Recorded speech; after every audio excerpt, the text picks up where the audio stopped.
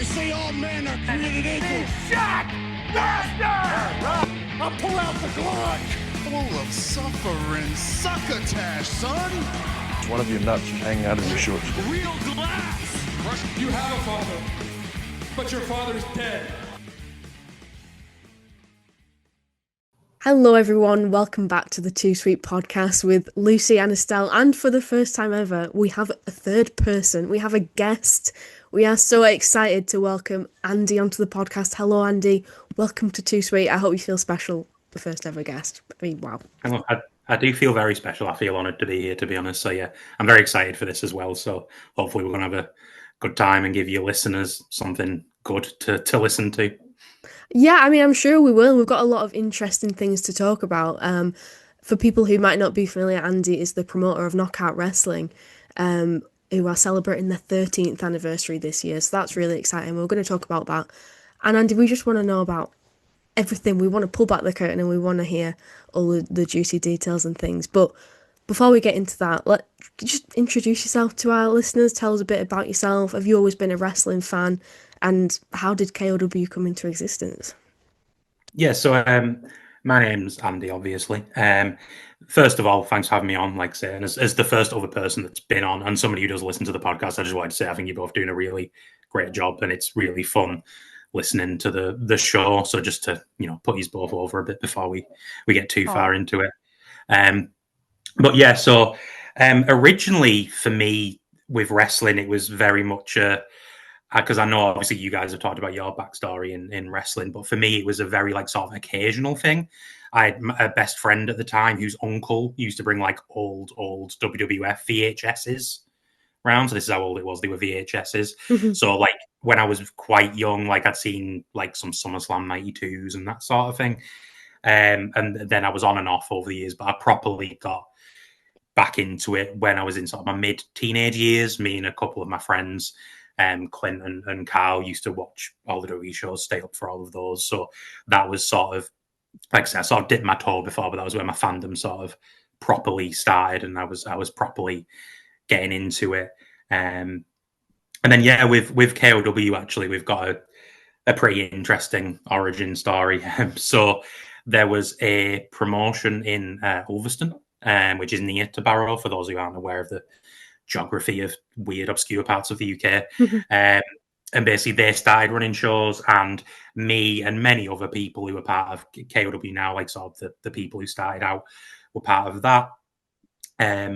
There was a guy who was running the company at the time, and he used to do training and all that kind of stuff. And basically to get immediately pulling back the curtain, so he had met a lady who was, her and her dad were both Christian, and the company was called G-Ring Promotions, and we only found out after it closed that the G stood for God, which was fair enough.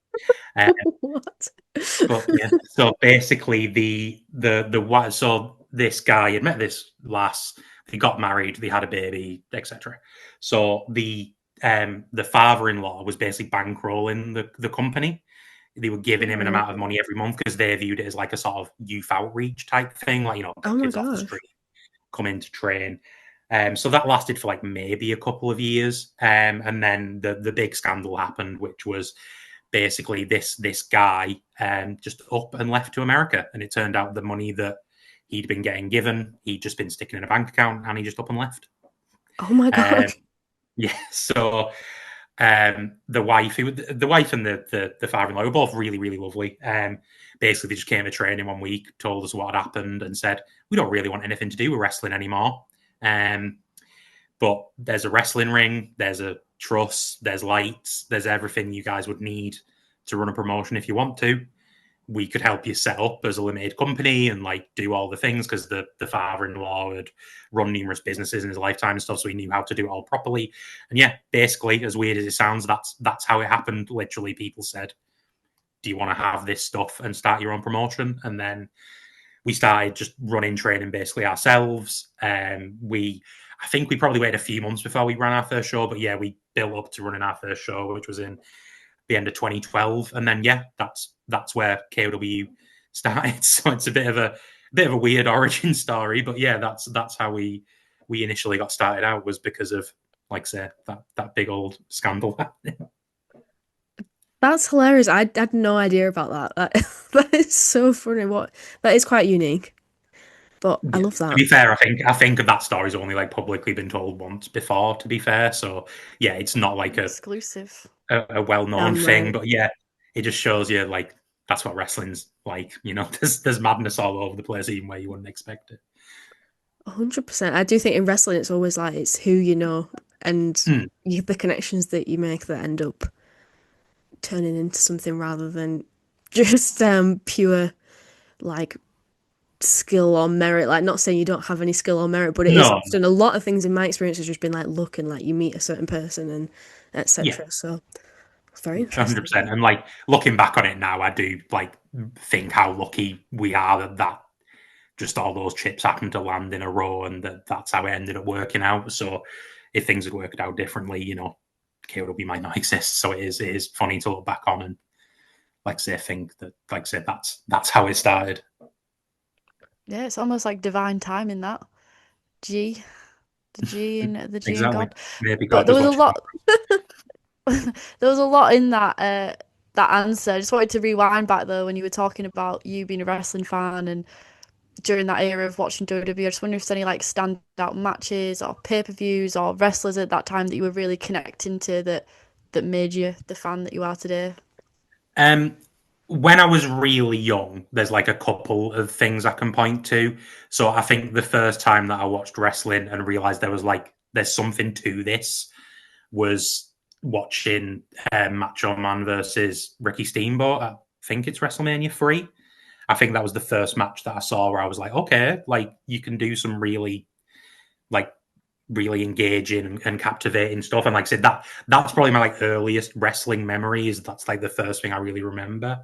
And then as I got older, me and my same friend Nathan, so it's funny, I used to go to church when I was younger. My family are Christian. And I got to the It's age full where I was circle, this. exactly. I got to the age where I was like, I'm not really into this God stuff. It's not really for me. So I used to pretend to be sick so I could run around Nathan's house and watch SmackDown with him. So I'd run to his, watch the SmackDown rerun on Sunday, and then run back and get back in bed or whatever it was to pretend that I was still unwell. But our guy was Eddie Guerrero. There was lots of great talent at the time, but Eddie was the guy for us. So yeah, I think again he's probably the first individual wrestler that I really connected with, and even now I love Eddie. Like Eddie's still one of my favorites even to this day.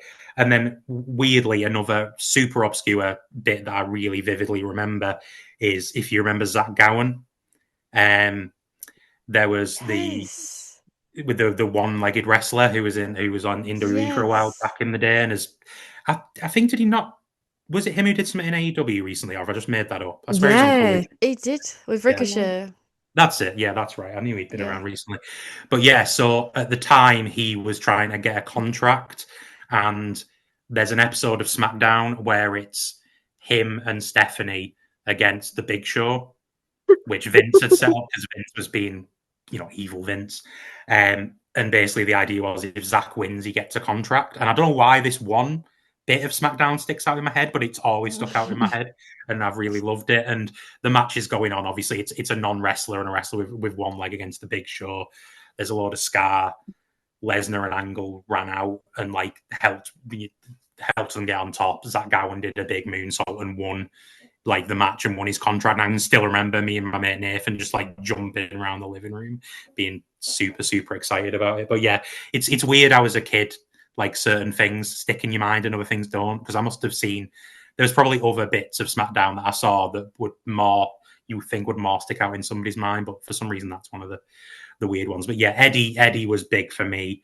And then when I got into it later on, because I guess it would have been mid 2000s, I really liked RVD, which you might be able to tell because of my name.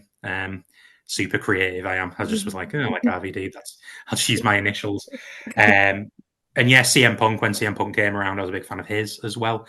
But yeah, early on, it was a lot of that. And like I say, I used to watch a lot of WWE. I used to watch everything back then. Even I still have a soft spot for ECW, the WWE ECW in my heart, even though it wasn't ECW. when you had like Christian and Kofi and like all those new up and coming talent. Like say we used to watch Raw, SmackDown, ECW, watch everything, and even like say that ECW I've still got a bit of a soft spot for, even though like say most people don't look on that very favourably. Yeah, and we talk about that all the time because Estelle and I, when we were sort of growing up, it was like an era of WWE that a lot of people unanimously agree was really shit. But like when you're a kid and you've got that nostalgia, it's like, oh, it's the best thing ever, and I love it. And when you're saying about like obscure segments that you always remember for some reason, that the one for me is when the CM Punk sobriety test, when Chris Jericho was it was like forcing him, like, and he was pretending that he was drunk. That's the thing. That's that one for me. When I was a kid, I don't know why. But yeah, and so what Estelle just said about like going back to what you were saying earlier. So how did you get involved originally? Were you training to be a wrestler? So I did train back in the day. I fairly quickly realised that I wasn't cut out to be a wrestler, which is why now I'm on the creative side more than the physical side. But yeah, to go way back, we used to have a backyard wrestling company that as many people did. And we used to do shows. I did shows in my parents' back garden. We did shows at one of the beaches in Barrow behind my old school. There's a whole bunch of stories about our backyard days. But that was where a lot of us first met and crossed paths. And then later on, yeah, we just found out, you just hear through the grapevine, oh, there's this wrestling company that's opening up in Ulverston. And then because, like say, we all did that stuff together, we all just started going there. Like say, that was our foot in the door. The people doing the training stuff weren't the best, but most people eventually went out and learned from other people. Yeah, I did. There is footage that exists of me having wrestling matches. It's not available anywhere. I still have access to it, and I find it deeply embarrassing. But for the right people, I'll put it on and let them have a watch. But yeah, I think, like say, especially working so closely with wrestlers, you appreciate, how much it takes to be good. Certainly. And fans do see some of it to an extent, but when like your best friends are wrestlers and people who are doing it full time, you see, everything. You see the mental toll it takes on people, the going to the gym twice a day, all these other things, the pain and the injuries and stuff that people pick up. And yeah, like I have an immense amount of respect for anyone who can do it, but I was like, I'm not the most athletically gifted person. I'm not like in the best shape. It was fun. I enjoyed doing it. I had some, matches with people that are still involved in KOW now, and they're fun to think of. But yeah, I realized that the creative side is more for me, which to be honest kind of made sense, because also when I was a lot younger, we used to love Teddy Long. Teddy Long's my boy, so getting to be a general manager for KOW was very cool because I always loved Teddy. Nice. So that was a cool thing as well. Living your dream. I love that. Exactly. I never got to do a holla holla holla, but close enough. Next time. It's never too late. Just at the next show, I'm going to do it now, and everybody's going to be confused, and Lucy's going to be like, "I get what he's doing." Hell yeah. I think backyard wrestling is fascinating. I think that's something we definitely need to do, like a proper deep dive episode on, is like the history of backyard wrestling, because it's just fascinating. But I mean, just to follow on from that, so you said about how you were training, these people came down, they're like, we're going to show you how to sort of run this.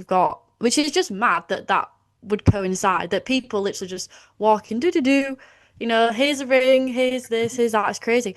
So how did you transition over to like being in creative and general manager, and how did that look like for you specifically? So I'd already started, so I kind of was doing the booking for the previous promotion as well. But obviously I was going to the guy who actually ran the place and saying, these are my ideas and stuff. So I kind of already started doing that. And then basically it was just sort of the group of us had to sit down and say, right, how are we going to do this? Who's going to do what? Who makes sense to do the different roles? So I was like these sort of, me and the guy who was running things at the time, we sort of said, we'll sort the booking out. These people are going to wrestle, these people are going to run the academy. I kind of pulled the short straw, and that was kind of why I ended up ring announcing, was literally, we need somebody to ring announce I'm not doing anything, so let's do it. But yeah, a lot of it was just working out who was going to be the best at doing stuff. Like I say, I've always personally, as much as in-ring wrestling is great, and when like a really, really great match happens, you know, it can be amazing. I've always been somebody who leans more towards the story side of things anyway. Like I think even like the examples of when I was a kid, you've got Savage versus Steamboat, which is an incredible wrestling match, and then you've also got a weird storyline with Zach Gowen and, you know, a woman and all this kind of stuff to try and do. So yeah, I think I just naturally gravitated towards it, and it was the cool thing about it has always been it's always been a group effort. Like even though like on paper you'd say like I'm the booker, I'm the promoter, etc. It's not that black and white, and it's very much a collaborative thing. Like I always say to people, I want anyone that comes in to KOW to know if you have an idea and it's going to help make the show better, we're going to be receptive to it. And we want everyone there to be enjoying what they're doing. Obviously, not everyone can always be champion. Not everyone can always be involved in the bigger stories, but we want everyone to feel like they've got a voice. And that's what I think makes it better, is because I can sit down and go, right, this is what I want to do. But then I'll talk to 3 other people and they'll all might throw in just a little idea that I'd never have thought of.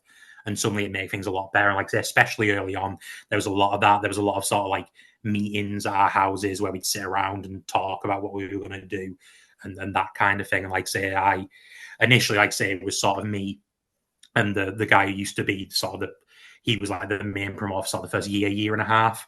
And then he stepped away and then I sort of stepped into it more. But like I say, it's always been a collaboration amongst all of us.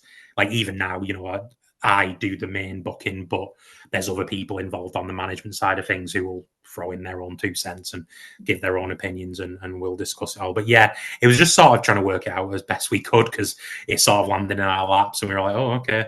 But like I said, I think we took the right approach because we left it. We weren't like, right, next month we're doing our first show. I think we probably took over like early in the year and then we didn't do our first show until November. So we took our time. We wanted to make sure we did it properly and that it was going to be sustainable. To say from both of your experiences, actually, how common is that in indie promotions that one person has creative control, and how common is it that you get that kind of collaborative approach of if it's a good idea, chip it in? Like, how common is that? I think Lucy will probably be able to answer better than me just because I've really only been directly involved in KOW. I think it does. I think it depends, really. I think there is probably quite a lot of that. Like I imagine in Odyssey and Morecambe, because we've always been quite close. Obviously, they're across the bay. The guys that run that, a lot of them have been involved with KOW or started in KOW. So I imagine it's a lot more like that there. But like I say, Lucy probably knows a bit more than that because she's actually been involved in more promotions than I've been at this point. I would say, yeah, that it is quite common. Certainly, the most places that I've been, the wrestlers are very welcome to chip in and be like, okay, if you've got an idea, you pitch it to the promoter. Usually it's one person, but you're right, at Odyssey, that's like, there's 3 people who do it at Odyssey, which I think is actually quite unusual. But more often than not, it's like one person, and the wrestlers can pitch whatever they want. Oh, hi, Kitty. We've got a new furry friend on the podcast. Hello, Kitty. See some whiskers. The real star. That's why we're all here. Sorry, Andy. Just wanted to see Oakley. That's literally my entire life. Is just everyone wants to know where Oakley is and how's Oakley doing. It's like that bit in The Simpsons when Poochie isn't around. They should be asking, "Where's Poochie? What's Poochie?" It's just the same, but with Oakley. That is exactly my life, but with Dennis, my dog. So yeah, I get it. 100% relate. Yeah. What was I saying before we were talking about dogs? And cats. Yeah. And then usually they're very pliable and open to suggestions. To be honest, in my experience, I've never come across a promoter who's like, "No, we're doing it my way," and that's it. Yeah. I think that was probably a much older kind of, like, maybe if you went back 10, 20 years ago, it would have been more like that. But I think, like Lucy's saying, I think probably a lot of places it's like that, I would imagine. Yeah, and it's not even just the wrestlers, but people like referees who are like, for example, like agents in a match, or, you know, like a veteran wrestler who's people really respect their input and things, that are having a lot of, you know, just conversations backstage and really wanting to make it as good as possible.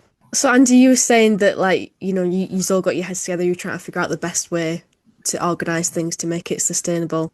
And I mean, looking back now and where we're at currently, it seems like that was quite successful. I mean, 13 years is a long time, and a lot of indie companies in the UK don't even last like a quarter of that time. So, what's the secret?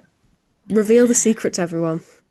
I think part of it is definitely we have the advantage that we are kind of the only gig in town and the Right, only yeah. gig right on here. So that does help. Obviously, a lot of if you're talking about promotions in Manchester or Liverpool or London, sort of the hot spots, you'll get a lot of different promotions. So that is part of it. But also, I don't want to shortchange ourselves and say that's the only reason. I think part of it is knowing the audience and what the audience likes as well, which took time. It's not something you know straight away, but I feel like now I've got a pretty good idea of what our crowd likes and what will work and what won't work, or what they'll like more or what they'll like less. And I think just a lot of it is just that collaboration and doing it, for the love of what we're doing. Because I think that really translates across to the crowd. Like if you're watching a film, if you're listening to music, listen to a podcast, whatever it might be, you can tell if somebody's invested in it and they're enjoying what they're doing. So I think that's a big part of it. But we've always just had a really solid foundation. We've always been we've got people from Barrow who, were born here or have lived here most of their lives.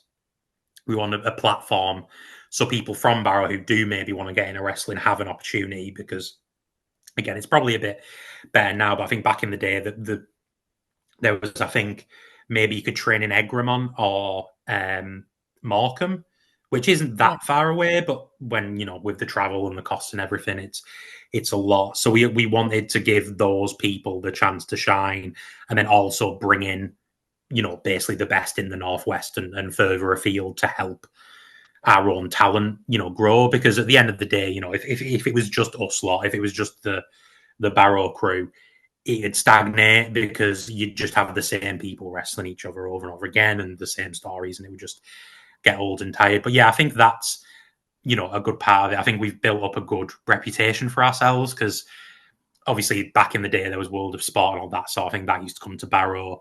But then, Lucy, I know you've said your first, well, not your first, but your second wrestling show was like one of the American wrestling shows in Barrow. Yeah. And, I don't want to sound like I'm disparaging those people, but they're usually not the highest quality of wrestling shows. Exactly. Yeah. I think when we first started, that was part of it as well, is anyone, especially parents, because that's the thing. We're a family-friendly promotion. Kids love it. Kids get super into it. But it's the parents that have to be convinced to come. It's not the kids. If the kids are into wrestling and they hear about a wrestling show, they're going to want to go. But if a parent went to a show 3 years ago and it cost them 80 quid, and, even if they don't watch wrestling, they're sat there and like, yeah, that was kind of naff, wasn't it? Sometimes there's that sort of stigma you have to get over as well. So I think that was part of it in the early days. And I think a lot of people were like impressed, like compared to what they'd seen before. So I think that's part of it. But yeah, I think the main thing is just we've always kind of tried to be true to ourselves and have fun doing it. And at the end of the day, my mantra is always, it's about what's best for the show. That's the main thing. If the crowd are happy, then I'm happy. Like that's all I want. Wrestlers will ask me after the matches, like, how was the match? And I'm not going to tell an actual wrestler who's trained how to wrestle, oh, your match was rubbish or your match was great or this, they know way more about that than I ever will. But to me, it's always, if the crowd were into it, if they were booing and cheering, if they've gone away happy, then that's when I'm happy with it. And that's when I think we've done a good show. So I think it's a few different things, but yeah, I'd say it's a combination of all of those things. But yeah, it is crazy to think about. Like, now I've basically been doing this for over a third of my life now, which kind Wow. of into that kind of context. But yeah, it's wild, because it doesn't feel that long since we were doing our first show. So yeah, time really does fly. Yeah, absolutely. And I just want to echo like what you said about people being impressed by the quality. Like, I can certainly confirm from my experience with Knockout Wrestling that was totally true. Because like you said, my first experience was that American wrestling show, and I had the best time ever, because to me it was like, oh my God, it's live wrestling. I'm so excited. But yeah, it was pretty naff, to be fair. And when my friend told me about Knockout Wrestling, I was kind of a little bit skeptical, but of course I wanted to go because it was again live wrestling. I was really excited. I was just totally blown away, just by like the quality of the wrestling. It was fast paced and like the production quality and certainly yeah the kids in Barrow are feral. I can also confirm that they're so loud. It's crazy. But what you were saying, like you want the fans to go home happy, and you know it's about understanding what they like. So what do you think? What is the formula? What do fans in Barrow like? I think ultimately they want stories that they can get engaged in, and they Yeah. want characters that they can get invested in. Like say, I personally always lean more towards like say characters and stories. You know, like say when you have a great match, that's awesome. But I think at the last show, Lucy, me and you were saying we were talking about the Bailey versus Sasha Banks match from NXT, Yeah.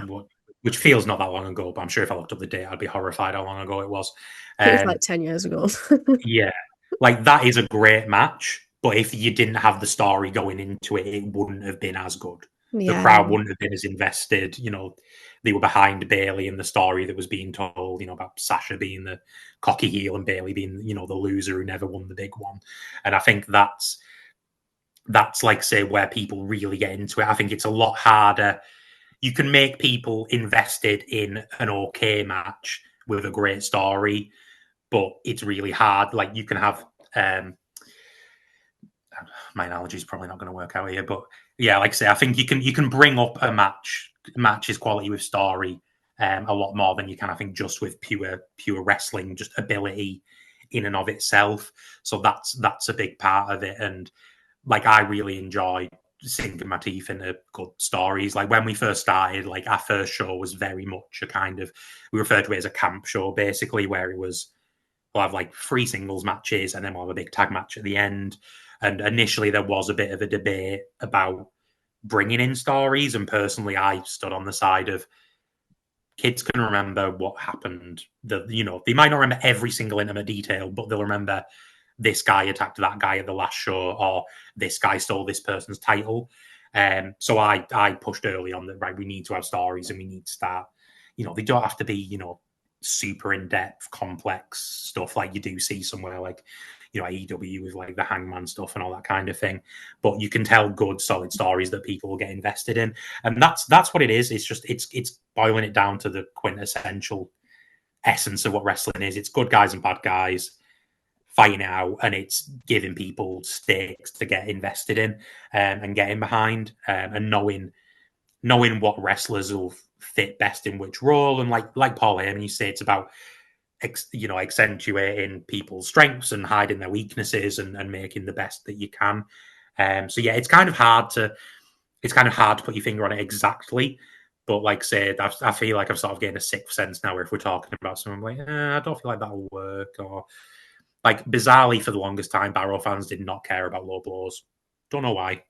Just for years, whenever a low blow would happen, That's hilarious. Just no sold it, like no big so deal. literally, people would be like talking and be like, "Oh, we're gonna do that." And I'm like, I'd like, "Don't do a low blow." They'd be like, "Why?" It's like the crowd won't care. It's changed for some reason. It's changed now, but there was a long period of time where just low blows did not work at all. So That's it's weird. brilliant. That's just like a weird little thing that was a thing for a while. But yeah, it's hard to put your finger on. But like I say, I think a lot. It's just stories and just giving people stuff to get behind, and like I said, knowing and being able to read the crowd. And sometimes you have to go with the flow, and make changes and pivots based on what people are enjoying. But yeah, I think that's the main thing. It's just give them good characters and give them good stories to get invested in, and then as long as you're giving them something good to get hooked on, they're going to be there and they're going to get behind it, and then it makes your job a lot easier as a booker, because right, these people are popular, these people are hated, and then like I say, it's just putting the playing pieces together and letting them do their thing. Yeah. And 13 years as well is a hell of a long time. Absolutely so commendable. I mean, over those years, lots of highs. I can imagine a few lows. one of which I'd like to ask about. I don't know whether it was a lot. I don't know how it was for you, but we do have a listener question which I think ties in nicely to this. And someone asked, how has the transition been and what positive concrete changes have you noticed in the process of doing professional wrestling after the pandemic? Or I guess like what your experience was like during COVID, because that was a crazy time. Yeah, I think the like one of the probably the worst days we've had was we had a show scheduled for March when the pandemic was happening, and we had to cancel the show on the day of the show. I remember that. Yeah. Yeah. So I was staying at one of the guys' houses because I used to stay over with them. Woke up. I think if I remember rightly, somebody had been on another show had said somebody's tested positive and etc. So literally, it was like 7 o'clock in the morning. I had to go get my mate out of bed, wake up his missus, disturb his dog, and be like, "I need you to come downstairs." We had to ring one of the other guys and say, "Right, what are we doing?" And we had to cancel it. And that was a really bad day. And what was even worse was because obviously not everyone sees stuff online. Me and the other guy went to the venue and we had to literally tell fans, sorry, the show's cancelled. And then like we had one person who was quite upset, and and that just wasn't a very nice day. So that didn't start off great. And I think during the pandemic, it was some part of it was kind of nice, only because when you're doing so we do 5 shows a year, that we've done that for a while now. It is very much right. Promote, show, dump all that. Promote, show. So some part of it was nice because suddenly I had a bunch of extra time that I didn't have normally, but also obviously we missed it a lot. And we actually waited quite a long time to come back. I think we came back quite a while after most people did. We kind of used Odyssey as a bit of a guinea pig when they came back. But I think the best thing to come out of it, one of the worst things, but also one of the best things, was the speaking out movement. That really needed to happen. And at the time, it was horrible to see because it's obviously something so many people love, and then realizing that there's been this horrible stuff going on that people didn't realize, and people that have just been pursuing this because it's their dream had been taken advantage of and outright abused in certain instances was horrible. But the industry's definitely gotten a lot better because of it. And obviously, I can't imagine how difficult it must have been for those people who had to speak up about it at the time. But I think that's the main positive, is that now there's a lot more awareness of that, a lot more safeguarding, and a lot more just making sure that these people that are putting the bodies on the line and sacrificing the time, and obviously fans as well, are being looked after. But yeah, I think that was obviously, like I said, that's the main thing. And then also just an appreciation for it. Because I think a lot of the times you don't realize what you've got until it's taken away from you. So like I did all sorts during, lockdown to keep myself sane. I think I might have told Lucy once that at one point I booked like a WWE deathmatch tournament and Claudio was my winner because I just loved the visual of Claudio covered in blood. And I thought he'd look awesome. But yeah, I think that's the main thing. I don't think it's changed how we operate, other than say bringing in safeguarding measures and that kind of thing. But like I say, I think it definitely made us appreciate a lot more. And say the fact that now, hopefully, again, I'm not one of the people who struggled because of it, so I'm probably not the person to say yes, the industry's better. But I think overall, British wrestling is a lot better for that because it's a lot more. People are a lot more aware of it, and it's something that I don't think will be tolerated the same way that it would have been. I don't think people would turn a blind eye to it and that sort of thing like they would have done in the past. Like I say, it's one of the darkest periods in British wrestling, but it's also one of, the best in terms of the change that it made. Because, like I say, some of that stuff was horrible. Not to drag the mood down, but yeah, I think anybody talking about the pandemic who doesn't bring that up is doing it a disservice, to be honest. Yeah, I think you're right. And it's also interesting because a lot of discourse online that I personally read is that British wrestling was in this boom period before the pandemic and before speaking out, and it was suddenly becoming really cool and really mainstream. And well, not really mainstream. I feel like that's a bit delusional because I don't think it was ever mainstream, but I certainly do think that some people thought it was. And then oh, it killed it. It killed British wrestling. COVID-19, like paired with speaking out, oh, it's died a death. It's nowhere near as cool as it was. I personally don't see that. I don't know if that's because we're in this maybe a bit of a microcosm in the Northwest wrestling scene where, like you said, knockout wrestling wasn't really, you haven't changed the way you do things really. You just have safeguarding, and there's certain people you don't book anymore because they were named and speaking out for instance. But I feel like the Northwest scene is thriving currently, Yeah. and I don't know. Do you agree with that from your perspective as a promoter? I don't think so. No, I think British wrestling was definitely getting really hot before the pandemic happened, and was the hottest it had been in a long time, because there was, the dark period. I mean, I went to a show in Birmingham once, which is one of the most like stacked shows. If you go back and look at the line I've ever seen, there was 17 people in attendance. What? But it was mad. Like there's some really, like, if I showed you the card again, unfortunately, some people that persona non grata now, but there was a lot of really big names who've gone on to do other stuff on there, like say. But I think for a lot of people, it might have killed like their personal love of British wrestling. I Yeah, know a lot of which is fans, fair. especially, had to reevaluate how they felt about things, which, like I say, totally understandable.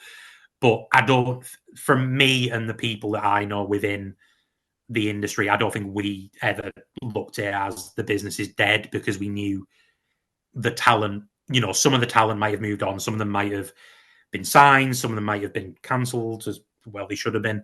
But there was still that underbelly of talent, and there was still those promotions that wanted to represent British wrestling and say, right, we know these horrible things have happened, and we want to earn that. For anyone who has lost trust in us or faith in us, we need to show that we're good enough. And like I said, thankfully, we weren't really ever directly involved in it.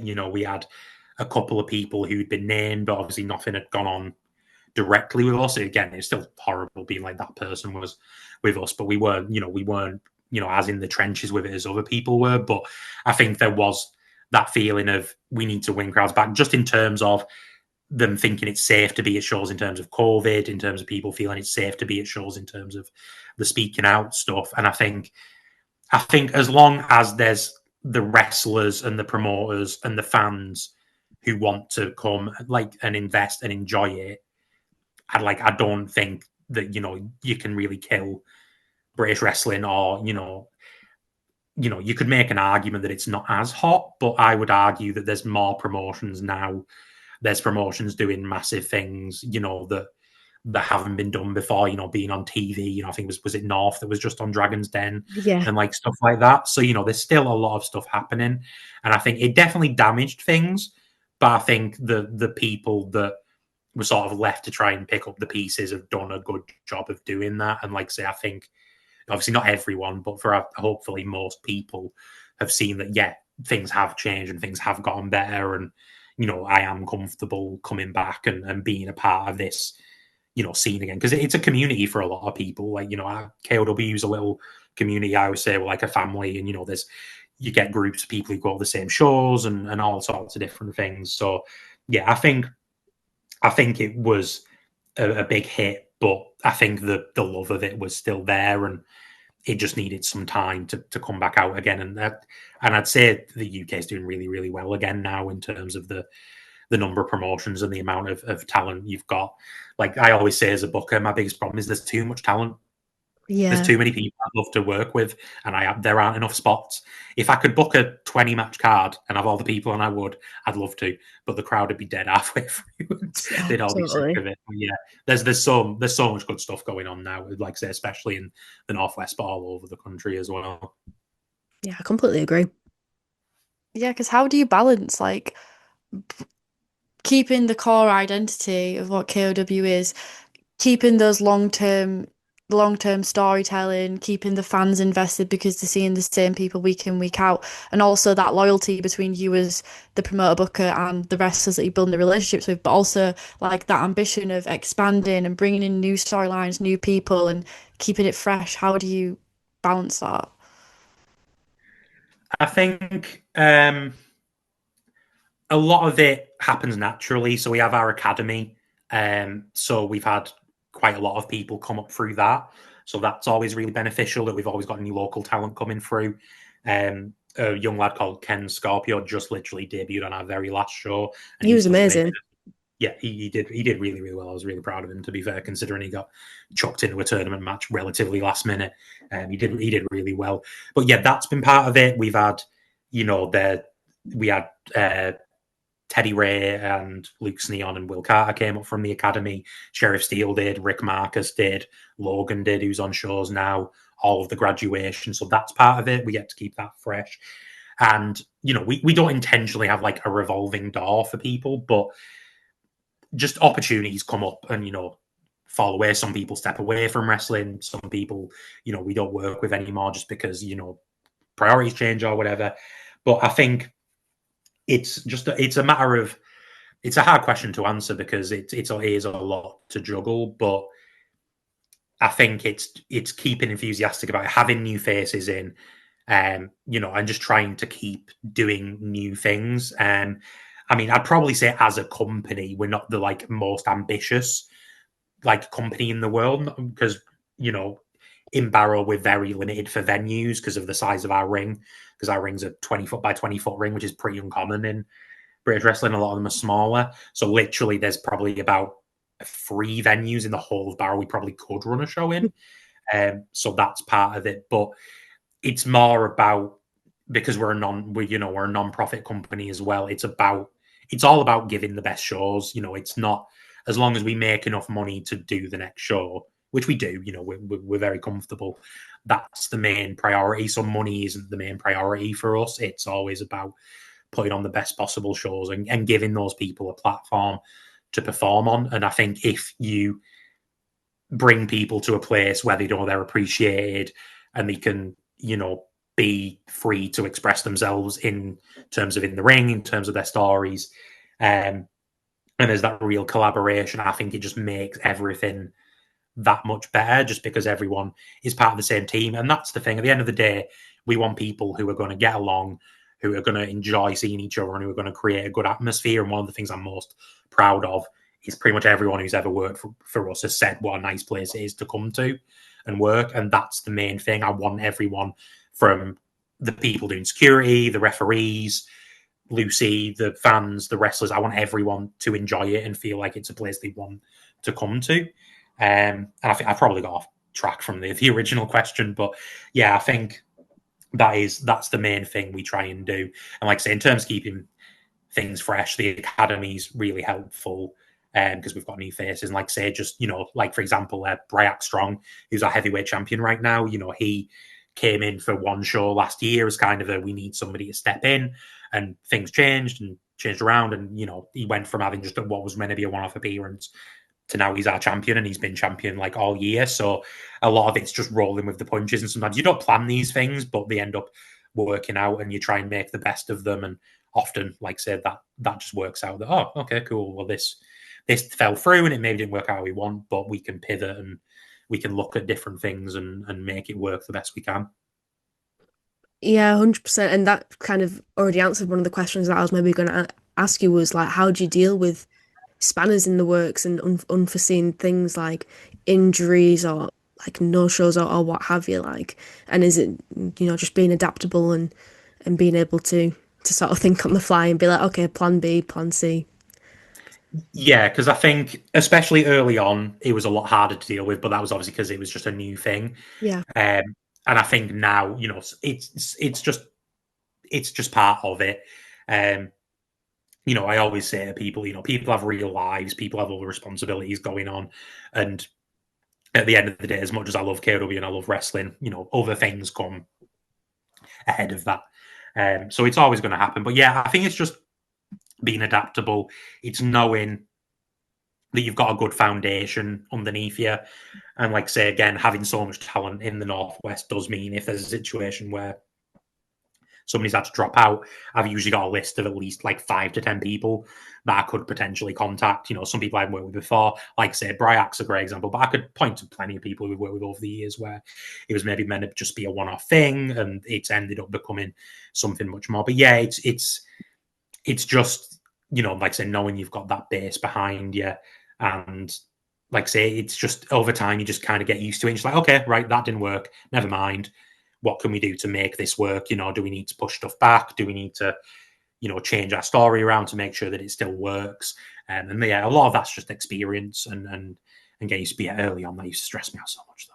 Like, oh no, it's 3 days before the show and somebody's dropped out. Whereas now I'm like, okay, right, let's crack on, let's get this solid, because it's you get used to it with time. But yeah, it's just being adaptable, like you said, I think, and like I say, it helps that there's so many people around that you can rely on to step in at the last minute and do a good job, even if, you know, the crowd doesn't know them and it's their, you know, their first time appearing for us and that kind of thing.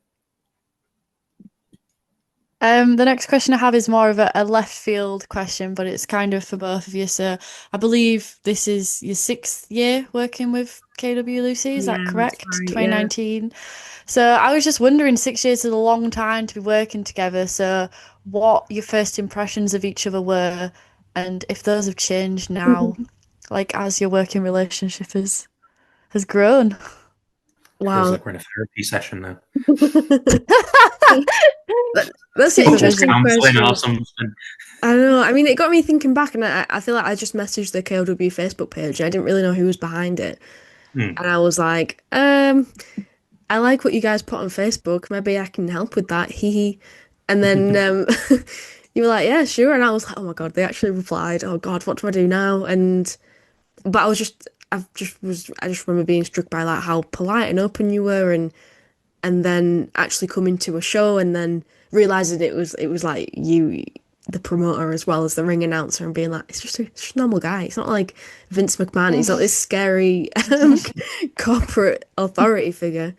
And just, I think I was quite worried that like a wrestling show would be very masculine and scary and not welcoming, and just being like, it's not like that at all. Everyone's so friendly. And I remember one of the first times I actually came before the show started, and I came in early, and everyone was like, oh, it's Lucy. Hi, Lucy. And I was just like, oh my God, you remember me? Like, I don't know. Just very friendly and warm. That was overall my impression of you as a person and KOW. So what you were saying earlier about what you wanted to make it like a welcoming place, I certainly do think you definitely achieved that from my perspective anyway.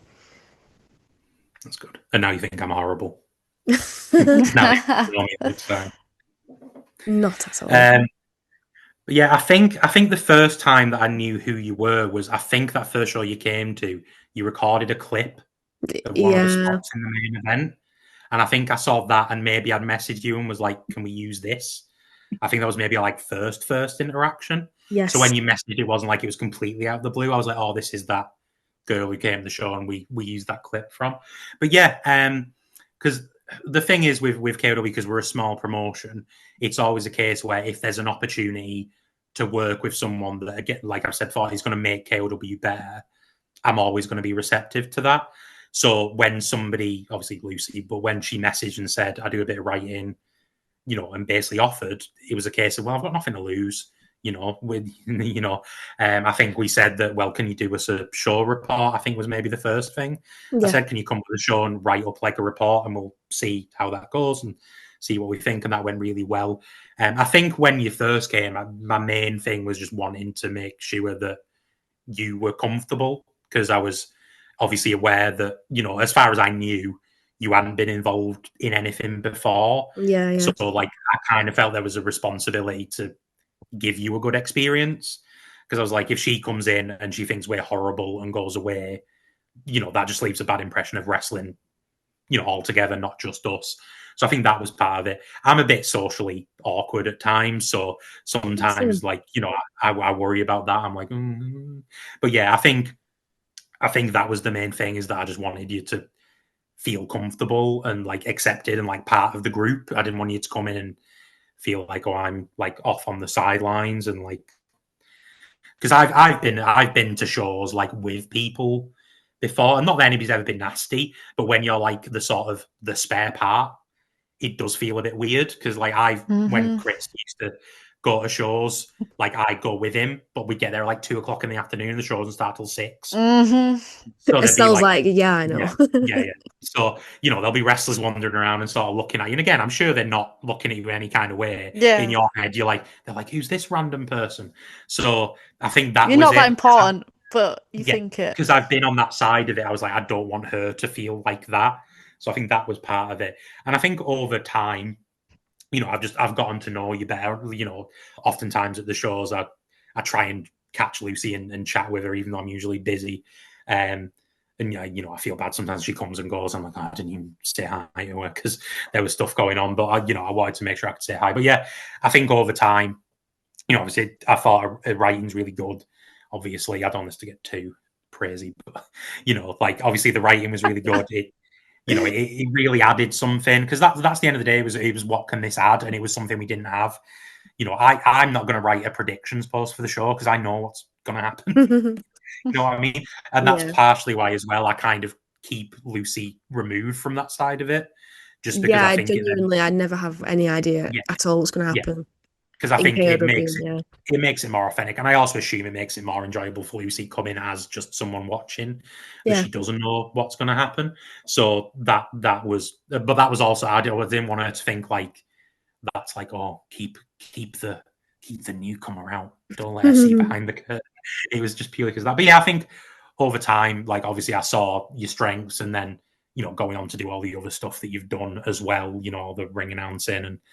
Not ring announcing, sorry, all the commentating, and that's me, all the commentating and the interviewing and stuff. And like say, obviously, as like when I started ring announcing, I hated it. I did not like ring announcing at all.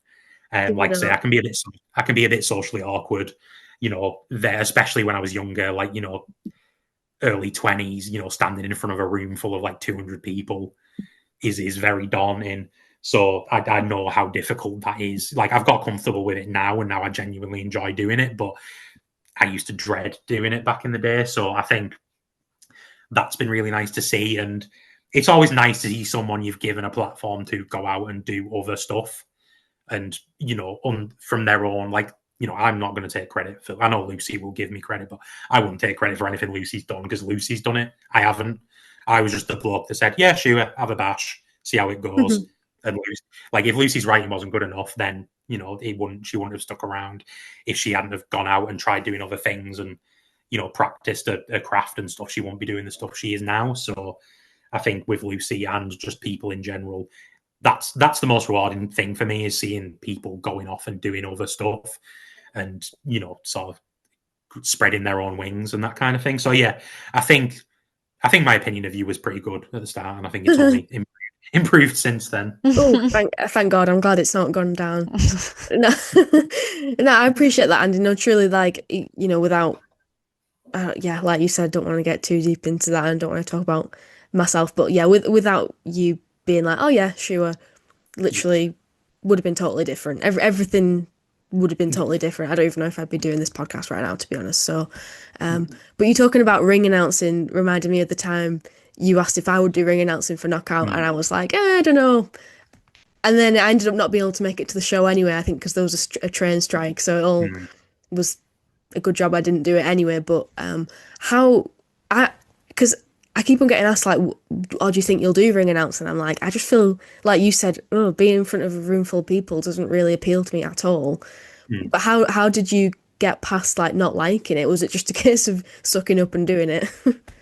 I think so. I think it was a matter of time and getting comfortable. I think, part of it is just feeling more natural and comfortable doing it. And I think as a company, we've found our stride. I did as well. Because I always used to say to people that for me, the worst bit of the show is the 30 minutes before the show starts. Yeah. Because like everything's organised. I've spoke to everyone. Theoretically, everyone knows what they should be doing. And usually that's the bit where I'm like, I'm really tired. I've got no energy. How am I going to, push through and do this? But yeah, I think it's just getting used. It's just getting used to it and having reps. I don't know exactly when the shift changed, but like I just genuinely have fun doing it now, and it feel. I think when I started, I was probably very like sort of rigid and felt like I couldn't go off on a tangent, or whereas Lucy, you'll know sometimes somebody will shout something from the crowd, and back in the day, I probably would have been like, all right. Back to the next match, thank you.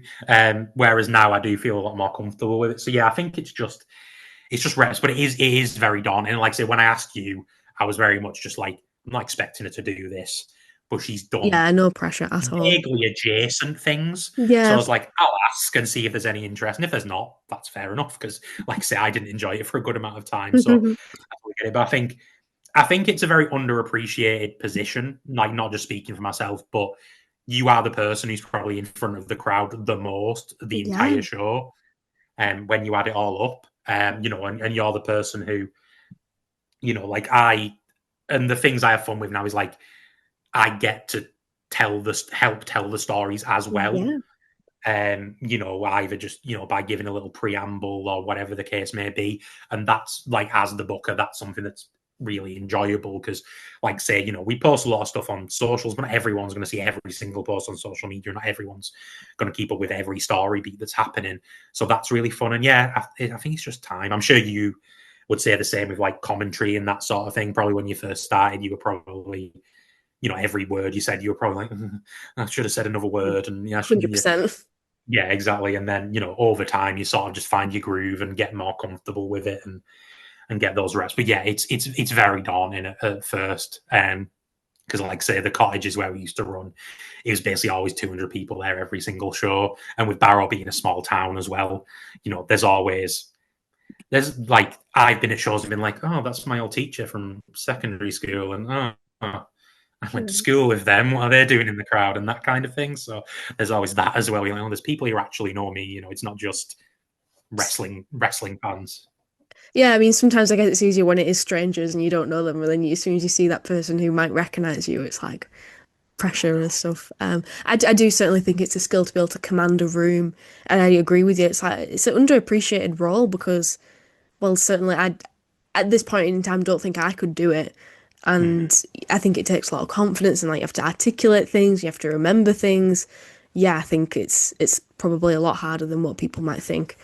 It's interesting hearing you guys talk about it though, because I'd never really deeped ring announcing before that much, but I suppose you're right that it really is like that narrator role almost, and then that's got me kind of reflecting on how specific that is to indie wrestling, because that's not something that you get in television wrestling. Is a ring announcer is just someone saying the names of the competitors and announcing the match. It's not the interaction with the crowd and controlling like the cadence and the tone and the vibe of the evening. Yeah, like how are you going to position the match that you're coming into, or if there's fallout afterwards. And it's almost like as well like theatrical, isn't it? It's like a theatrical narrator, Shakespearean, in my opinion, like element that just makes like indie wrestling so unique. And I'm sure there's many facets that are like that.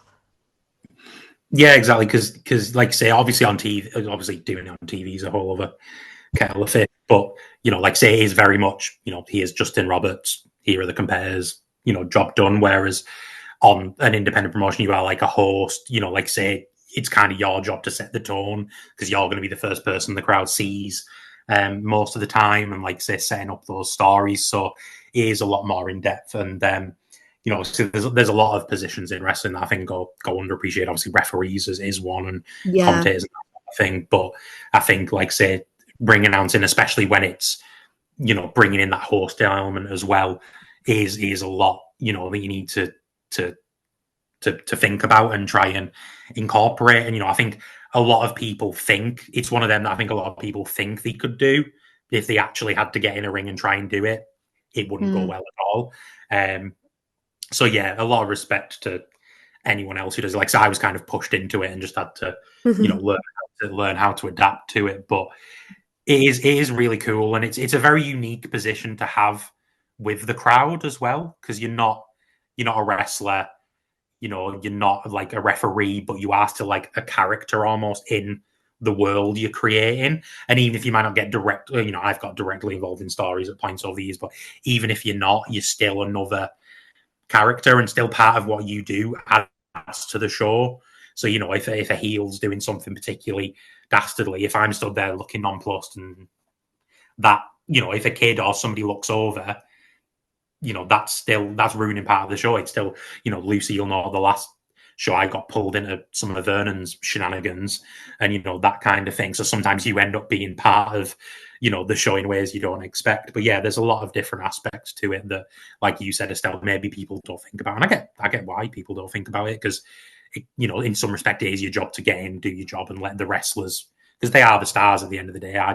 I'm there as a ring announcer to present them, and they're the main course. I'm like maybe the little entree that's gonna, get you interested. But it's, the wrestlers are what people are there for. So it's a fine balance of trying to make yourself stand out in terms of people knowing who you are and how you operate, but also you never want to take away from what you're there to do. I'm not there to tell jokes or that kind of thing. It's not about me. It's about the wrestlers and getting over what we need to get over on the show, so the crowd can be more into it.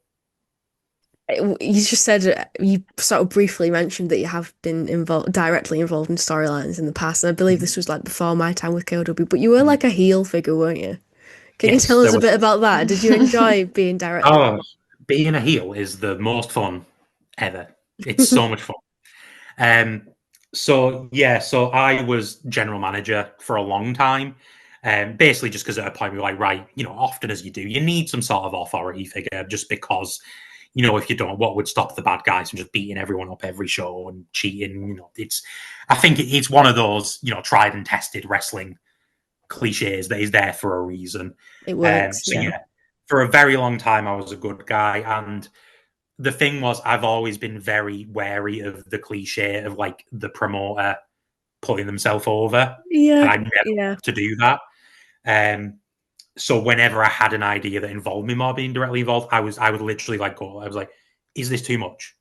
Tell me if it is. If I'm like, if it's too much, if you think it looks like I'm just trying to get myself over, then we don't need to do it. But because I was general manager, obviously, and I back up the good guys, eventually the crowd will end up warming up to you and liking you.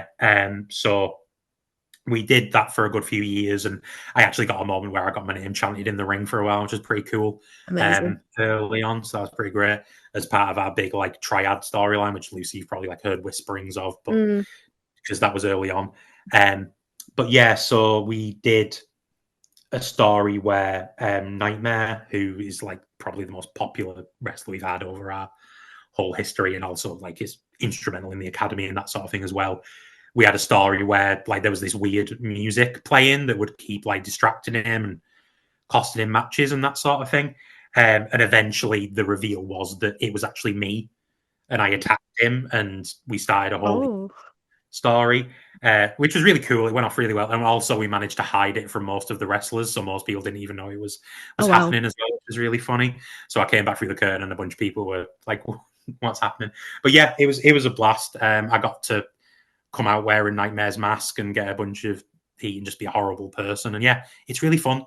As much as they say heels have more fun, it really is true. It is a lot of fun. And then in the end, we had a big match where if my team lost, I'd be kicked out of the company, and I got Nightmare misted me, and I got dragged out as the crowd sang nah, hey, goodbye, and all that stuff. So yeah, that was a blast. But yeah, my main concern was I always wanted to make sure I was adding to the stories and that the wrestlers were the main focus. I didn't want it to be me making myself the center of attention, because I'm aware of that cliche, and that's not what I'm there for. I'm not there to be the star of the show. So it was a case of, if I do this with the end goal that it's gonna, the end was Nightmare eventually won the title back. That was my whole thing, is I didn't want him to win the title. So yeah, that was a blast. It was short lived, and then I was off shows for a little while, and then eventually I came back when it was needed. But yeah, that was so much fun. Probably some of the most fun. Nightmare dived off a balcony onto me. That's one of the things I can say. Somebody dove off the balcony onto me. I think I put a thing up on Facebook that was this weekend a masked weirdo dived off the balcony onto me. What did you do with your weekend or whatever? So yeah, that was a lot of fun.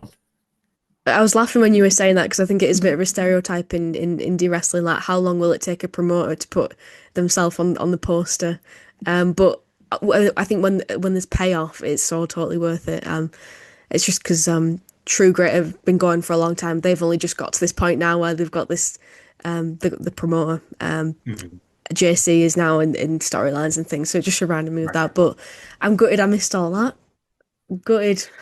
Yeah, we've done. I mean, we've done some really fun stuff over the years. Like I said, the Triad storyline was like our biggest early one. That was probably our first like big storyline that I always want to revisit, but it's never come up. I've had Triad 2.0 in my head for years, but it's never come to fruition. But yeah, we had a lot of fun. So obviously, you have got to see a lot of really good stuff that we've done.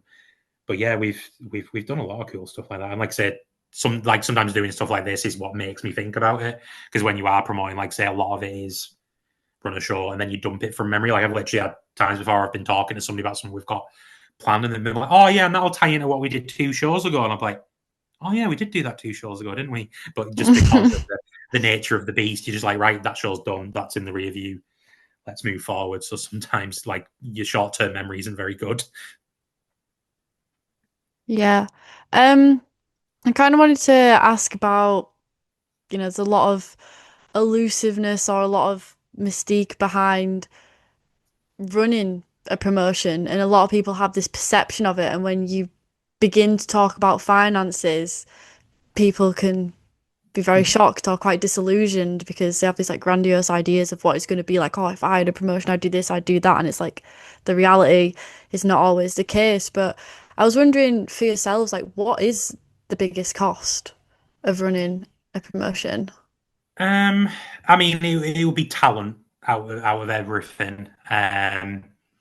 Just wages and expenses is the main thing. But obviously, you pay for what you get. And again, another stereotype, I've always been aware of the scumbag promoter stereotype.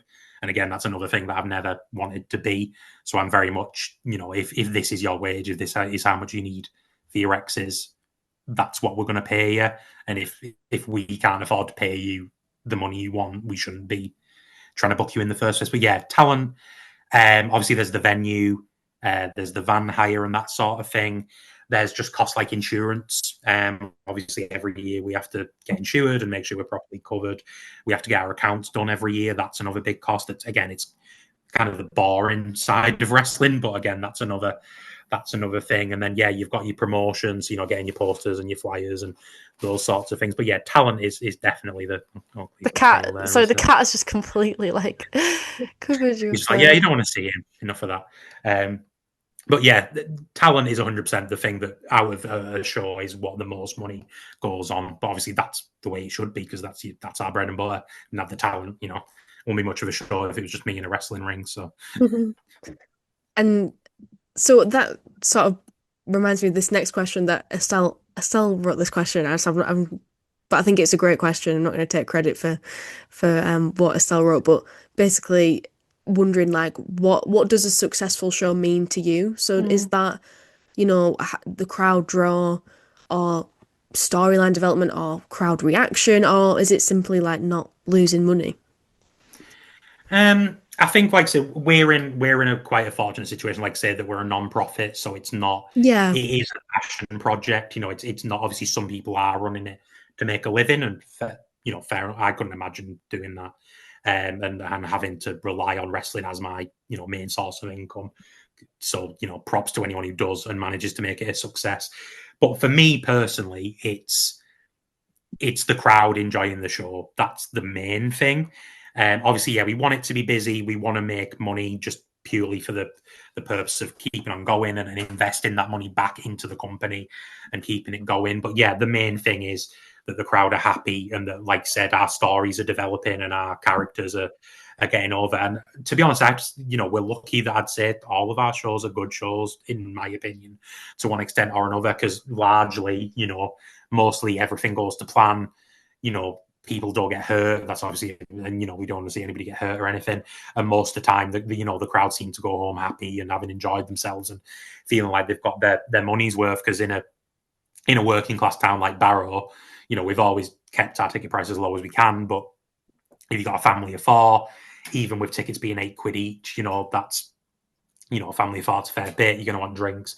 You might want merch. So I want to make sure that people feel like they've got bang for their buck. But the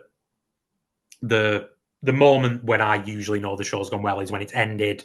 I go in the back and you can just tell, You can just tell from the atmosphere. If the atmosphere backstage is good, if everyone's talking, having a good time, everyone seems to be in a good mood, then we know that we've done a good job. And yeah, but like I say, for me, it's always have the crowd enjoyed it and have the crowd had fun.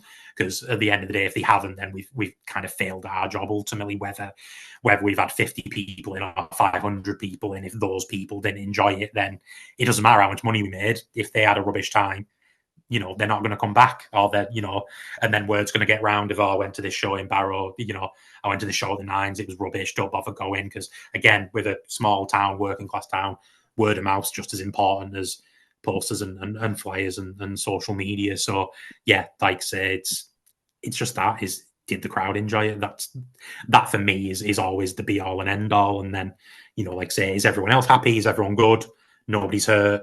Everyone's in a good mood. Okay, cool. And then afterwards, if we've made a bit of money, then great, because that just means we're going to be secure. And like say, if we need to pay for upkeep of the ring, or we need to invest in something for the next show, like the anniversary show, we always try and go above and beyond. So like literally earlier on today, I bought some bits and pieces to jazz things up a bit. So yeah, that's always nice. But we've had shows where we've made 13 quid profit. We've made shows where we've made hundreds when it's been a really good show. But that's just part of it, and that's just part of us being a healthy company, really. Yeah, and that's just one small part of it, really, isn't it? Yeah, that's really interesting. Thank you. And again, just something that I wanted to touch on as well is just how you mentioned it, £8 a ticket. I think it's the lowest price wrestling show that I personally attend, that I know of at least. So I just think it's very commendable. Like Estelle said earlier, that you've been going for so long and you've also managed to sustain it and also keep the prices low. Like you've mentioned, the community, it is a working class community. It's also a very small town, so you're never going to be drawing huge crowds. But you're still trying to keep it accessible for families, and clearly you are mindful of that, having just mentioned it. I just think that's really nice. Yeah, well, having grown up in Barrow, like I think the pandemic as well, because I don't live in Barrow anymore, I think it made me appreciate Barrow as a whole a lot more. And I think probably anyone who doesn't live in their hometown would probably say the same and probably have similar feelings about it. But yeah, I would just hate the idea that somebody can't come for a monetary reason. That, there's a kid somewhere who really likes the show, Nightmare's their favourite wrestler, or Lucas Neon or RPD or whoever's their favourite wrestler, and they want to come to the show, and then mum or their dad or whoever say, oh, we can't go this month because tickets are 15 quid each or 20 quid each, and we can't afford it. So I'm sure there are, even with our ticket prices now, there are times, because like say, as much as I love Barrow, it has its problems, like say it's a working class town, it's, I'm not gonna, it's one of them where like I can slag Barrow off, but if anybody else does, you're not from Barrow, we're going to have words. Exactly that. But yeah, and like I said, when I was a kid, there was no KOW. Like there just wasn't. My first wrestling show would have been, I think, probably one of the shows in Morecambe when I was like, 17, like 16, 17, 18. So there just wasn't one. So that's what's like one of the things I've always said is, if in the future there's a lad and his mates like in their 20s in the pub having a beer and they're talking about this wrestling company they used to go to and how cool it was and how now they're into AEW or WWE or New Japan or whatever, that's success. I want the idea that we are somebody's first exposure to wrestling and that we potentially create a lifelong love of wrestling for people. That's the coolest thing. And that's that's sort of part of what makes us want to keep doing it. Because there are times where, it's a lot of work and, traveling to shows and all that kind of stuff. It's a lot to do. But I think that's the thing is, to keep yourself grounded and remember that, that's why we're doing it. It's not to, it's not to be a star. It's not to be in front of people. It's to give people something that I didn't have when I was a kid and potentially, bring up a new generation of wrestlers. Because like I say, people who wrestle with us might have never gotten into wrestling if KOW didn't exist. And even just as fans, you obviously know Louis and Lucy, but he's like sort of the prime example that I have where we were the first promotion he came to, and now he's all over the place. Like, he's at shows every other weekend and he's kind of like Yeah, fan ever. a Yeah, fixture almost in Northwest Wrestling, and that's nice. It's just nice knowing that because of this one kid has found an outlet and something that he loves doing, and that gets him out there and meeting people and experiencing new things, and it's really wholesome and really nice. And I it like that. is. It is. It's so wholesome, and like sitting in the crowd and speaking to kids, and that sounds so weird when I say it like that. I'm speaking to kids. No, you strike up a conversation when Yeah, yeah, someone's sat next to you, and they're so passionate about it, and they found like they've made friends through it and things like that, and maybe they're a bit different. They're struggling a little bit maybe at school, but this is something that yeah. it brings them so much happiness, and yeah, it's very very well very wholesome. Yeah. And we talked about, kind of going back a bit to go forward, we talked about the kind of indie wrestling cliche of something that now my brain is completely gone.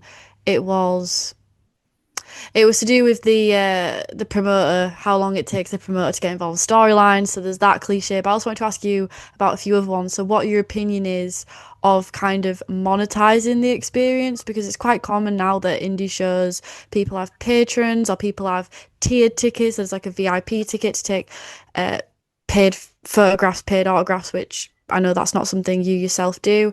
And also, and my brain is completely going now. What was my other cliche that I wanted to ask about? Oh, yes. About typically when you go to indie shows, I find because the shows are quite spread out, the storytelling can sometimes be quite convoluted, and sometimes to make it exciting, like you were saying, for the parents that are there, not just the children, and to capture everyone's attention. Sometimes I think there's the pitfall of overbooking Mhm. finishes and stuff. So I was wondering, like, what your opinion is on those two things. Yeah.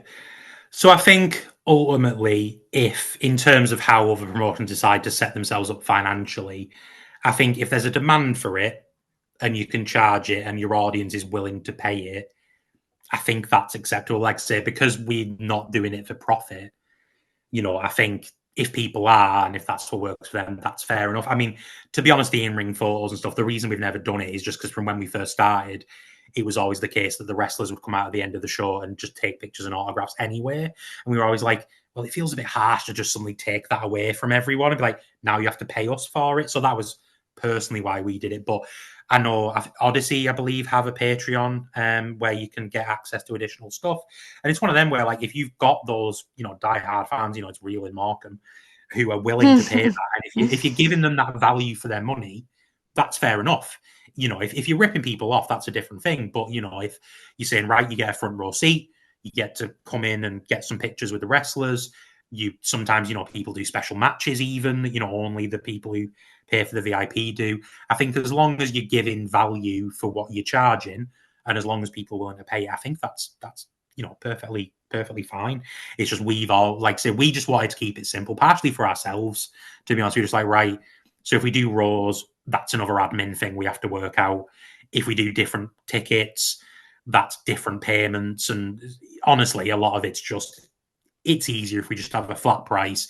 It's easier if it's just first come, first served. So you can argue some of it's, I don't know, you could say laziness, but we were just like, that is going to be the simplest way of doing it. And that works for us. I mean, we do get people who are displeased that they're not able to, get in and get right up at the front and stuff. But then at the same time, we get people who show up at like 4 o'clock outside the venue and they're waiting to come in, that kind of thing. So that's cool as well. And then in terms of remind me, sorry, the second part of the question. Just about like overbooking match finishes. Yeah. Yeah. So I think oftentimes it is a matter of just trying to keep it simple. And I think early on, when I was started booking, I was definitely guilty of throw everything at it and just go crazy. And I think I've gotten better over time at not doing that as much. There are story devices. Personally, I hate DQ finishes. Always hated them. I think we've only had like 2 in the 13 years we've done. Wow, Actually, just because I hate them. But there are certain things that I know we'll lean on. The ref being distracted, those kinds of things. But a lot of the time, like I say, the simpler stories are the most effective. Like Lucas Neon, who wrestles for us, when he first came up, he was in the academy. they obviously had training matches and stuff. And one of the things I quickly noticed is he's really good against sympathy. Like, Lucas is best when he's getting battered. And so when he came up, I said to him, right, you're going to be the guy who loses. And I know that sounds terrible. And you're probably thinking, oh, I've trained for X amount of time, you're just going to make me lose. But you're the type of person that every time you lose, the crowd's going to want to see you win more. So eventually, when you finally get that big victory, everyone will go spare and it will be crazy. And that ended up working out. And literally, it was one of the fans who used to always come to the shows. I'm a massive Lucas Neon fan. Somebody said, oh, they were talking to him before, and his son had said, if he doesn't win soon, I'm going to stop coming. And I was like, well, it's a good thing he's winning on the next show then, isn't it? But that was like the perfect example. But yeah, I think when you first start, you are tempted to throw everything at it and, be like, oh, we have to do all these things. But a lot of the time, it's just, simple things work. Obviously, we've only got a handful of shows a year, so you've only got so much sort of real estate to work with. And yeah, I think, like I say, with a lot of the stuff said about with booking as well, it's with time, you'll get better at it and you'll realize, right, this is too much. And even just for a show, like when I think back on some of the shows, the amount of segments and promos and all this stuff we'd have back then, and now sometimes, we might have, a whole show where there's a couple of promos and that's it. And sometimes that's all you really need. And it's saving that big drama and those big moments for when it's needed as well. Because if you use them all the time, it's just going to diminish those returns and make them not as big of a deal when you do eventually get round to them. So yeah, I think a lot of it is getting used to it. But yeah, definitely when I first started, I was definitely guilty of the overbooking at times. I can attest to that Lucas Neon storyline fully paying off, and it was excellent. It was one of my favourite moments, the build up to that, and then just it was a brilliant moment when he finally won the championship. I want to make sure we ask this listener question that someone commented on YouTube. So I'm not sure. It'll be interesting to know, like, do you have much opinion on this, or is this not really your sort of ball game as like a promoter? But they asked, how should performers and promoters balance planning a match versus just calling it in the ring and I guess like responding to the crowd? They said, should both skills be honed or should each wrestler just find their comfort zone? Yeah, both parts of it are definitely important. I think when you're starting out is very much, you want/need to have everything planned, because obviously when you're first, starting out, and like say people who've come up through our academy and stuff, usually, they've done that for a couple of years. But yeah, at first it's about getting that base under you and getting those matches under your belt. But over time, being able to call it in the ring is a very important skill, because things might change, somebody can get hurt, or just the crowd isn't biting for a particular thing. So it is important. In terms of as a promoter, I tend to not have a lot of input on the matches in and of themselves. Obviously, if there's something I want to get across, like, in this match, we need to get across that, this person's a cowardly, heel, and, they need to, they need to show that off, or there's a particular finish I want, or something like that. That will be it. But largely, I'll leave it up to the wrestlers, because like I touched on earlier, they're the wrestlers. They're the one who've been training. I'm not going to go to a wrestler and say, right, duck one, duck another one. It's not my role. But yeah, I think the best wrestlers can do a bit of both. They're able to plan out a match, but they can also take it on the fly, and improvise when they need to. And like I say, it's something you develop with time. Some people, very much prefer calling more of it in the ring. Some people really like having it all planned out. I think it does depend person to person a lot of the time, but they're two key skills. I think if you want to be a really good wrestler, you have to be able to do a bit of both. And like I say, as a promoter, it's just my job and as a booker, it's my job to make sure the story elements that I want to be brought up are brought up, and then leaving it to the professionals to, deal with the actual mechanics of putting the match together. Sometimes I'll suggest things, just if we're hanging around the ring, we're talking about stuff, but, it's always, like say, we're paying them to come up and do that job, and, they're obviously qualified to do it. So yeah, but yeah, it's a good question, because like say, it is something that, that being able to roll with it on the fly, much like with me with ring announcing, first I was, I'm sure I could look back at footage from early shows and see stuff and be like, oh God, I didn't deal with that very well. And whereas later on you get a lot more used to it. But yeah, it's, I think you need a fine balance as a wrestler to be able to do a bit of both. And how far in advance do you plan like storylines and things? Like, for instance, right now, how far ahead do you have sort of in your head of where you want a certain storyline to go? So usually we've got at least the next year booked out. Right, yeah. So now we've got the next year booked out, and I'll generally have some ideas floating around of where we're going to go after that. It's usually around the titles, so normally I'll know what I want to do with the different titles. But it does depend. Some of them, it's a case where I know where it is up to a certain amount. But yeah, I think spanners get thrown in the works, but I always want to know where we're going, because if you don't, that is where you kind of get lost and things probably don't start making sense. And sometimes some of the spanners that get thrown in the works make things a lot better. But for example, a year ago at the last anniversary show, we had a really big story beat where so we have a tag, this probably obviously for Estelle and for the audience more than Lucy, because Lucy's well aware, but we had a tag team called The Freak Show, which is Nightmare and Will Carter, who were incredibly popular, with tag champions for a really long time, together for a very long time. And we did a story with them where the payoff was that Nightmare won the heavyweight championship, Will Carter won our version of the Money in the Bank, and then at the end of the show, where Nightmare had won the title, Will turned on him and cashed in and stole the belt. So that was like a big moment. Insane. But we knew that had been happening for like 3 or 4 years. Wow. Yeah, so that's probably the longest like end game we've had. And again, it was when we first came up with the idea, it was very much this will happen when it happens. Like, I've always got ideas. Like I mentioned with the triad, I've always wanted to revisit that, but it's just never come up or been a good time. And there's loads of stuff.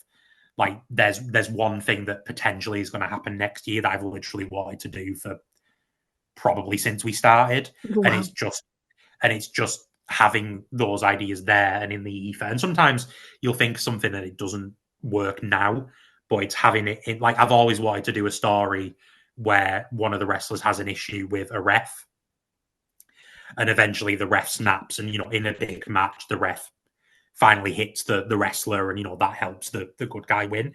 We've never done it just because it's never come up, but like that's just an example of like one story just aspect that I've sort of just had in my head. And at some point there might be a story where I'm like, oh, this would work here, and it'll get plugged in. But like, say with that specific example with Will and a Nightmare, because like, say we had it all, like, you'll know, Lucy, that by on the build up to it, we teased the idea that they were going to separate, and they had a match where basically if they lost, they were going to have to split up, and they won. So the intent was, we want to tease people to think they're going to split up, then make them think, oh no, they're fine, and then actually do it. So like I said, that was something that was in the works for a long time. But yeah, generally, I'm always thinking about stuff. The amount of times I've been lying in bed in the middle of the night and, it's like suddenly my brain will kick in a KOW mode out of nowhere, and suddenly I'll pull my phone up and then go back to, right, okay, go back to lying down and trying to go back to sleep. So yeah, it's not a one-on, it's not a set rule. And even with this year's booking, next year's booking, I hit a brick wall. I was just looking at it, I was like, what's going on? And then I just sort of left it alone for a bit, and then just one day it just all clicked when the next time I looked at it. So, it's not an exact science. But yeah, I like knowing what we want to do in the long run and what my goals are for people and the titles. And I just think it just makes it better for the crowd, and having a consistent through line that you're trying to establish. Hell yeah. And you'll know from listening to this podcast, we love long-term storytelling. Yeah, absolutely. And I think that's like such a good sign of like a good booker, that you've always got ideas to play with, but then you've also got the whereabouts to know, okay, this isn't appropriate right now, but it's always on the back burner, so when the opportunity comes up, you can move forward with it. I just want to get in one last listener question as well. before like we start closing off. So are there any instances of storylines that you feel didn't reach their full potential, maybe because someone retired or got injured, or have you ever regretted a creative direction or storyline? So it's quite a juicy question. No, it's a good one. I think the primary example I'd think of is was probably there's two. There was one that was because of COVID, so kind of a similar idea, but we had a tag team called Royal Justice, which are basically the reason we have a tag division now. So it was Sheriff Steele and King Ryan Grayson. And the reason that they came together team is actually quite funny. It's Sheriff Steele's daughter that's responsible for that. Because her two favourite wrestlers at the time were Sheriff Steele, who was a dad and a big good guy, and King Ryan Grayson, who was Scottish and hated, and they were her two favourite wrestlers. And she'd drawn a picture of the two of them together, and Sheriff I Steele love that. had bought it to a show and was like, "Oh, look at this! Isn't this funny?" And then we were just talking like, "Oh, wouldn't it be really funny if you guys were a tag team?" Like, "Oh yeah, that would be funny, wouldn't it?" And then did the show, went away, and then like, "Oh," I was like, "That would be a good idea," So then they ended up being a tag team, and it went really well. And like I say, they're the reason we have a tag division. But our last show pre-COVID, we did a similar storyline where Grayson turned on Steele, and it was really. I remember that. It was really, the crowd were like properly taken aback by it. It was a really big moment. And by the time COVID ended, things had changed. Grayson had a kid and had decided, that he was kind of, he's moved on from wrestling, and he's doing great as far as I know him, and his partner and his lass are all doing really well from what I know. But yeah, that's one where just unfortunately that, we never got to go back to that story, and there wasn't really any resolution.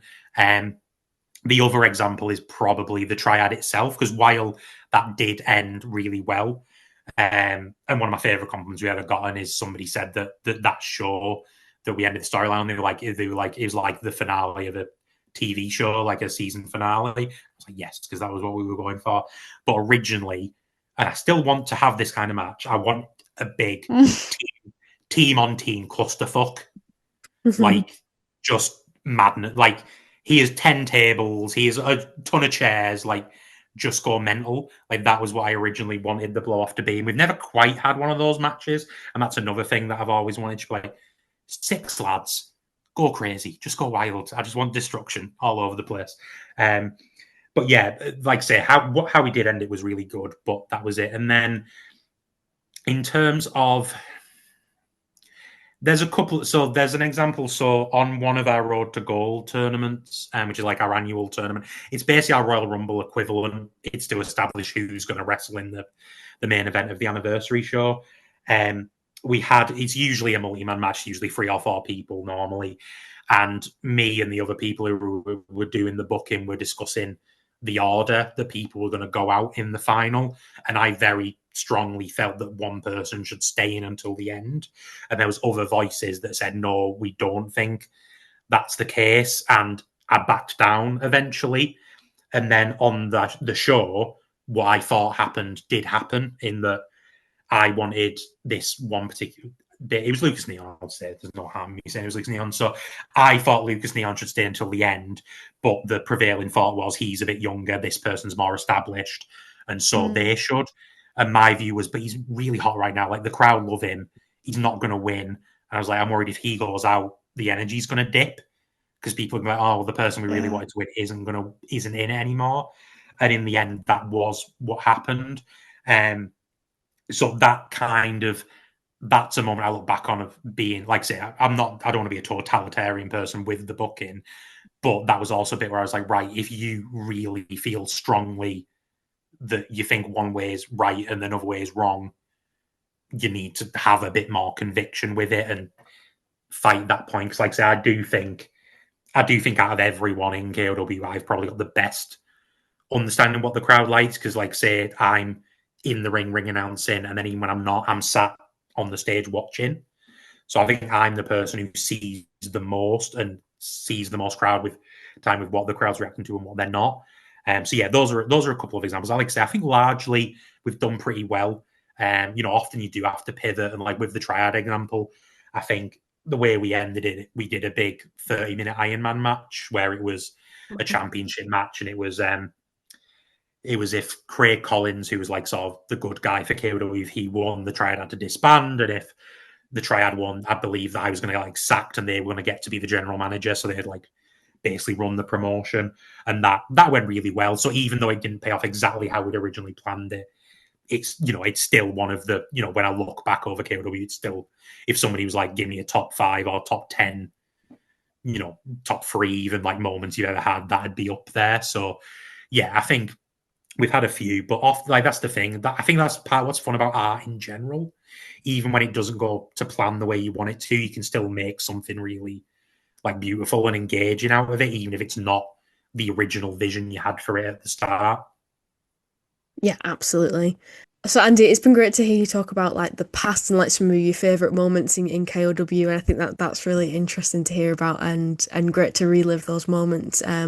But we've got the 13th anniversary show coming up, and you mentioned that's like your biggest show of the year. Lots of things have been building up for this moment. That's on the 15th of November. So what can people expect from that? Why should people buy a ticket for it? Yeah, so like I said, it's always our biggest show of the year, and we always go all out. It's the pinnacle of our year, and it's where all the biggest matches and moments usually end up happening. I believe at the time that this will be released, we've got 3 matches announced. So the main events for the heavyweight championship, it's Brack Strong that I talked about earlier, who's the current champion with Will Carter, and he's going to be defending against RPD, who was the winner of this year's Road to Gold tournament, the 10th Road to Gold tournament. That's the second time they're wrestling for the title this year, and I know all the fans are hoping that RPD's finally going to win the title.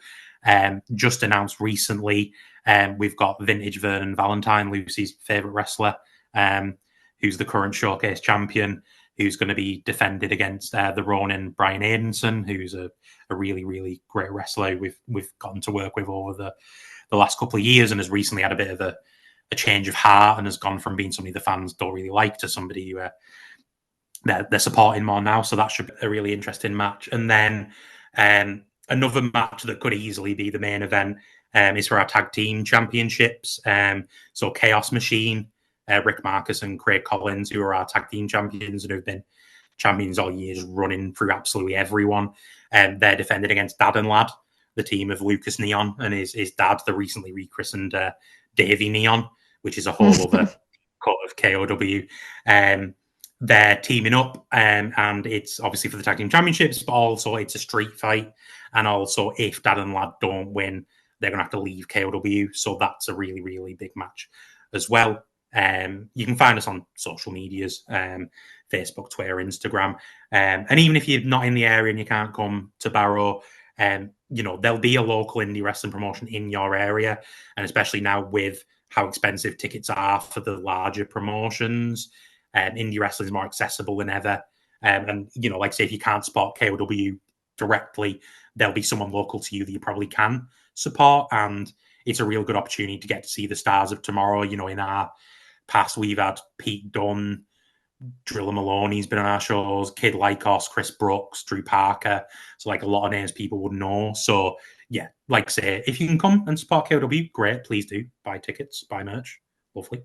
But if not, like I say, there will be a local company, whether it be an Odyssey or a TNT in Liverpool or a Progress in London or wherever you are in the world, there's probably somewhere you can support. So like I say, just support indie wrestling in general, because there's a lot of great stuff going on the independents and a lot of people who really care about and love wrestling who deserve your support. So yeah, like I say, 30th anniversary show is going to be great. I always get really excited for it, and also for the nice little break I get to have after it for a couple of months where I have to start thinking about the new year. But yeah, it's going to be really good. Lucy's going to be there, so you can meet Lucy if you're a fan of the podcast and you want to come to the show as well. It's a bonus, exclusive podcast. She's a draw. That is the first time I think I've ever been implied to be a draw. Do you have anything else you want to plug while you're here? I think you have your own YouTube channel, right? Yeah, so one of my recent my newest addiction on top of tattoos and the other various addictions I have is I've started collecting Pokemon cards recently, and I have a YouTube channel now where I upload some content for that. So if that sounds like something you might be interested in, you can find me. It's AL Pokemon 25, so ALP KMN25. So if that's not listening you're interested in, you can follow me there if that's your bag. I'm trying to get to 100 subscribers. Not you guys are nearly 1,000 now, aren't you? Yeah, we're very Nearly. close. Nearly. Yeah. If you're listening and you're not subscribed, subscribe to them as well. Oh, thank you. Thanks for doing our job Right. for us. No, it's fine. Appreciate that. But yeah, I mean, I am a promoter. It's what I'm, it's what I do. Yeah, subscribe to the pod, and like say if you're interested, surprise to me. I'm trying to get 100 subs, and when I do, I'm going to buy some obscenely expensive children's cardboard. But yeah, and also just quickly, if my Auntie Hillary's listening, hello Auntie Hillary. Just a quick person. Hi, Auntie Hillary. Shout out Auntie Hillary. Thank you so much, Andy. It's been so interesting talking to you. And we were just saying before, like we might need to do a part 2 because there's so many other things that we would love to get into. And yeah, it's just been super interesting to hear about the ins and outs and different things that you don't even think about to do with promoting. And very much looking forward to the 13th anniversary. And I should say, like Andy said, if you can't make it to KOW, go watch another indie company. Absolutely, yeah, do that. But go follow KOW on social media and things like that. Just go support them. It's K_O_wrestling on Instagram, Knockout Wrestling on Facebook, and just some great storytelling going on there. And just any amount of support for indies is great. So yeah, we're wrapping up. Andy's already said it. Please do subscribe to us if you haven't already, or follow if you're listening on Spotify. And thank you so much for listening. We hope you enjoyed, and let us know what other content you want to see, what other people you maybe want to see have on as guests. And yeah, thank you very much for listening. I must bid you adieu, goodbye, and good night, bad. I wish you died in the womb!